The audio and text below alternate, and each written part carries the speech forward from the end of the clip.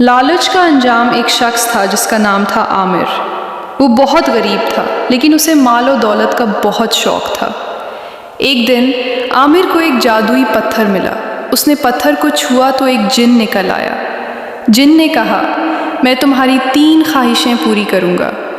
عامر نے پہلی خواہش یہ کی کہ وہ بہت امیر بن جائے۔ جن نے اس کی خواہش پوری کی اور وہ بہت امیر ہو گیا۔ دوسری خواہش میں عامر نے کہا کہ وہ ایک بڑا قلعہ بنانا چاہتا ہے۔ جن نے اس کی خواہش پوری کی اور وہ ایک بڑے قلعے میں رہنے لگا۔ تیسری خواہش میں عامر نے کہا کہ وہ ہر چیز کو سونا بنانا چاہتا ہے۔ جن نے کہا، تو پھر ایسا ہی ہوگا، اور عامر کے ہاتھ میں جو کچھ بھی آیا وہ سونا بن گیا۔ عامر نے اپنی بیوی کو گلے لگایا تو وہ بھی سونا بن گئی۔ اس نے کھانا کھایا تو وہ بھی سونا بن گیا۔ عامر کو پتہ چلا کہ وہ ہر چیز کو سونا بنا رہا ہے اور اب وہ بھوک سے مر رہا ہے۔ عامر نے جن سے کہا، میں نے لالچ میں آ کر اپنی زندگی خراب کر لی، مجھے معاف کر دو۔